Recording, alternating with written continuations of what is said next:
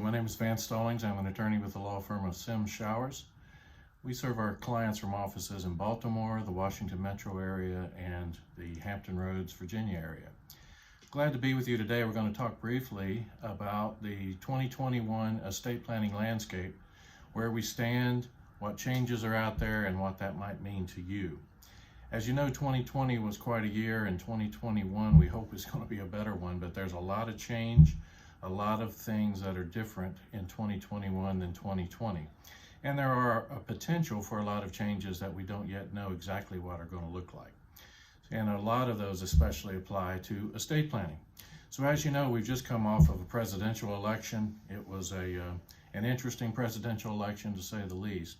But at the end of the day, we have a new administration, we have a lot of new politics, and we have a whole lot of new potentials for what the law is going to look like in the area of estate taxes. So I wanted to briefly talk about where we are, where we may be going, and then what that might mean for you. So the where we are of it is that, we had in 2017, we had a big change in estate taxes, and the exemption amount that each individual has to pass on went up greatly.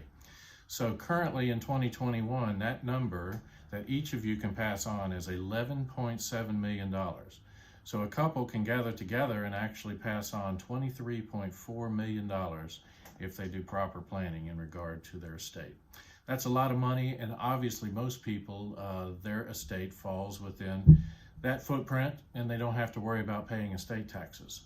So that is the current exemption amount, and that of course was from the prior administration and the prior Congress. In 2021, we're going to have potential for change, but that's the 11.7 million exemption amount is where we are. The current estate tax rate is at 40%. So any dollar amount above that exemption that you have for a couple, 23.4 million, would be taxed at a rate of 40% under the current plan.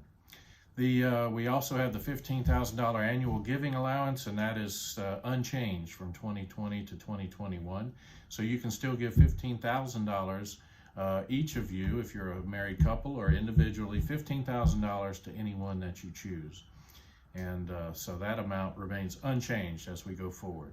We also have the current stepped up basis allowance for when you pass an asset on to the beneficiary, that they get a step up in basis to the current value of the property that you pass to them. That is something that we'll discuss a little bit further. All right, so that is kind of the current tax arrangement, the ground that we're currently standing on.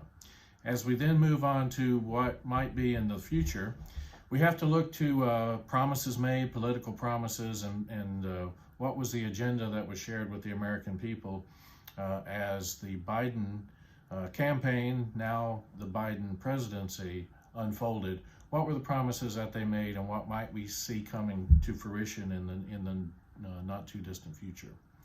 All right, so changes could look like this. On the campaign trail, the Biden administration now said that they thought that the estate tax exclusion amount should be reduced from the $11.7 million that it currently is to $3.5 million.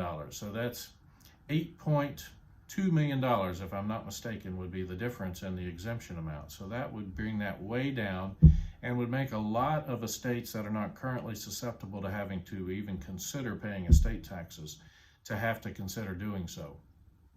They also proposed a $1 million lifetime cap on gift giving for individuals. So that obviously would change the potential for how much gifting you could do to reduce your estate while you're alive, and would potentially make it to where more estate tax ultimately would have to be paid without proper planning. They also proposed to raise the estate tax rate to 45% from the current 40%. So that again would be a higher rate on a much lower exemption amount, which of course would result in a lot more tax exposure for a lot of people. And there were hints and various discussions of a potential of doing away with the stepped up basis in assets, so that when you transfer an asset to someone, that they don't get a stepped up basis, they get the basis that you have in the property. And that of course would then also expose a lot of taxable capital gain in regard to those assets. So those are some of the big things that might be out there as far as changes, and that's without going into nuance, but that's kind of the big picture in regard to it. So we don't know a whole lot about what is coming to us in 2021. We do know that if we had acted in 2020, and maybe perhaps, I hope, a lot of you did, and had given a lot of your estate away under the old exemption amount or the current exemption amount until it's changed if it is, then you would have been way ahead in the game. You could have reduced your taxable estate greatly and made it to where you would have much less of a tax burden going forward in the future with estate taxes. That currently still exists in 2021.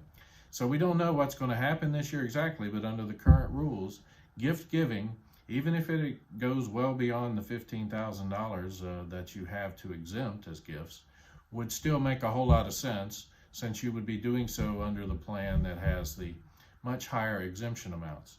What we don't know, of course, is what year we're going to die in. We don't know what the laws are going to be. We don't know whether laws are going to be passed and then made retroactive and make some of the things we might do even more challenging in a given tax year. So those are some of the things that are out there. We still have the Secure Act that we're working through, with the implications of that on people who have a large amount of their estate in a IRA or a similar plan to that. So there's still other things that we're still working through, but that lays a little bit of the groundwork without taking too much of your time.